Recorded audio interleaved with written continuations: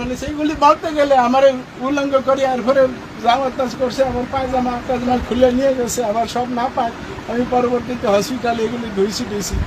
গাজীপুরের Tongi TNT colony জামে মসজিদের খতিব মুফতি মহিবুল্লাহ মিয়াজি নিজেই অপহরণের নাটক সাজিয়েছেন। তিনি নিজেই নিজের পায়ে শেকল লাগিয়ে শুয়েছিলেন। এসব কিছুই তার নিজের পরিকল্পিত কাজ। তাকে পঞ্চগড়ে কেউ নিয়ে যায়নি বলে তদন্তে যুক্ত পুলিশের এক শীর্ষ কর্মকর্তা জানিয়েছেন। মহিবুল্লাহ অপহরণের যে বর্ণনা দিয়েছেন এবং যে সময় ও স্থান থেকে তাকে তুলে নেওয়ার কথা বলেছেন, সেই সময়ের ওই এলাকার একাধিক সিসিটিভি ফুটেজ পর্যালোচনা করে পুলিশ অপহরণের কোনো প্রমাণ পায়নি। মহিবুল্লাহ মিয়াজি সামাজিক মাধ্যমে মাওলানা মুফতি মহিবুল্লাহ মাদানী নামেই বেশি পরিচিত। তিনি দাবি করেছিলেন গত 22 অক্টোবর সকাল 7টার দিকে টঙ্গীর Shilmun Axis Link CNG filling and conversion সেন্টারের সামনে থেকে তাকে অপহরণ করে একটি অ্যাম্বুলেন্সে তুলে নেওয়া হয়। পরদিন পঞ্চগড়ে হাত পা বাঁধা অবস্থায় উদ্ধারের কথাও তিনি নিজেই সংবাদ মাধ্যমকে জানান।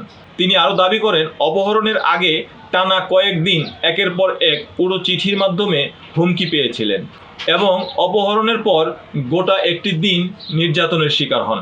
তবে মঙ্গলবার সকালে অনুসন্ধানী সাংবাদিক জুলকার নাইন সায়ের ওই সময় ও এলাকার সিসিটিভি ফুটেজ বিশ্লেষণ করে দাবি করেছেন মুফতি মহিবুল্লাহ অপহৃত হননি।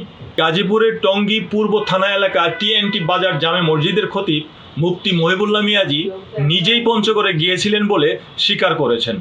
আমি হাঁটতে গেছি, হাঁটতে যাওয়ার পরে আমার মাথায় আসলো যে আমি চলতে থাকি, যাই কোন দিকে যাই বলতে পারি না।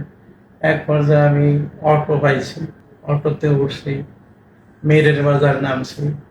নামিয়ার পরে মনে চাইলো যে আমি আমার ওই জয়দেবপুর যাই, সিএনজি দিয়া জয়দেবপুর গেছি। এরপরে আমার মাথায় আসলো যে আমি এখন এই ইয়াতে বাসে উঠি, বাসে উঠা তারপরে কোন জায়গায় জানি শ্যামলি না জানি কোন জায়গায় নামাইছে। এইখান থেকে আমি আরেকটা বাসে উঠে গাবতলী গেছি। ওইখান থেকে আমি মনে চাইলো যে আমি টিকিট করি, কই যাবো, আমার খেয়াল হলে যে আমি পঞ্চগড় যাই। পঞ্চগড় গভীর অনেক রাত্রে পঞ্চগড় নামছি। নামার পরে হাঁটতেছিলাম, কোন দিকে হাঁটতেছি আমি জানি না, আমি চিনি না, হাঁটতেছিলাম। এক পর্যায়ে আমি দেখি যে পঞ্চগড় জেলা প্রশাসকের কার্যালয়, তারপরে পুলিশ লাইন্স, এগুলি হাঁটিয়া পার হয়ে গেছে। পার হয়ে গিয়ে এক পর্যায়ে আমি একটা শিকল পরনে পাইলাম। ওইটা নিয়ে এক জায়গায় আমি প্রস্থান করতে বসলাম। প্রস্থান করতে বসা তারপরে প্রস্তাব করলাম, আর লুঙ্গি পায়জামায় প্রস্তাব লাগলো, এরপরে জামায়ও লাগলো।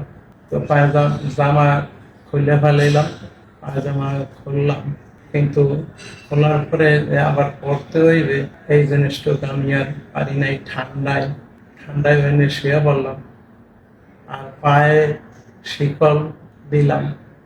পায়ে শিকল দিয়া এরপরে আমার এই যে কেন পড়তেছি এইটার কোনো চিন্তা ভাবনা কিছুই আমার নাই, খালি যা মাথায় আসতেছে তা করতেছি।